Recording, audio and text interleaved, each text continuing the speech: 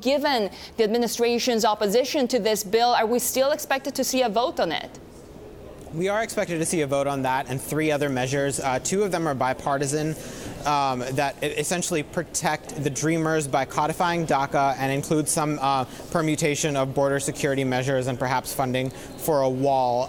This measure that the White House has just come out with a new statement criticizing was the big bipartisan hope for getting 60 votes. And given that the White House opposes it, it's unlikely at this point to get to 60 votes. None of those seem to have the necessary votes needed to pass the Senate. So we're looking at a situation where they could end up voting on all these amendments and end in failure. Yeah, it was a pretty damning opposition from the White House. At the same time, the president has touted this bipartisan group, so often. Is there a blueprint or some kind of, beginnings here for a deal, or is it dead on arrival, this bipartisan agreement? The entire breaking point in this deal is about legal immigration, not illegal immigration. The president's demand for cuts in family-based immigration and the elimination of the diversity visa lottery is what has really gummed things up in the Senate, because you have Democrats who say they're not going to support those cuts to legal immigration unless you give them other measures that they want. If you talk about that, then they're going to want to talk about all 11 million people here in the country illegally and a solution for them, rather than just about 1.8 million people who were brought here as children. So that's an area where Democrats won't go, and the president doesn't seem willing to give on any DACA proposal that simply does codifying a protection of Dreamers in exchange for border security and perhaps even funding for a wall. The president doesn't seem willing to go there, so I think we're stuck.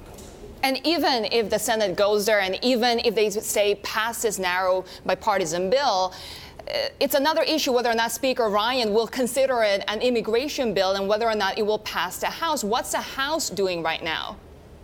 The House is watching to see what the Senate does. The House is waiting to see if anything could pass the Senate, and crucially, how many votes it passes with. A 60-vote passage of a measure would put a lot less pressure than something passing the Senate with, say, 75 votes. I spoke moments ago with Patrick McHenry, the chief deputy whip, who said he's done predicting what happens in the Senate, but he does want the House to have a position on the issue of immigration. One of the proposals out there that goes far beyond what President Trump has demanded on the area of restrictive immigration measures and border security is the so-called Goodlatte bill. They are trying to get the votes for that, but it's almost certain that that doesn't have the votes to pass the House. You're absolutely right. The House of Representatives, when it's run by Republicans, has been where pro-immigration legislation goes to die for the last 12 years. So even if something does pass the Senate, it's far from clear it passes the House. We have a long road ahead.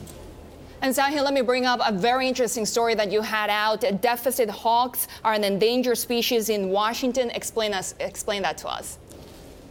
Well, Republicans just supported, and the President Trump just signed a $300 billion increase in federal spending over the next 2 years, just some weeks after he signed a $1.5 trillion tax cut.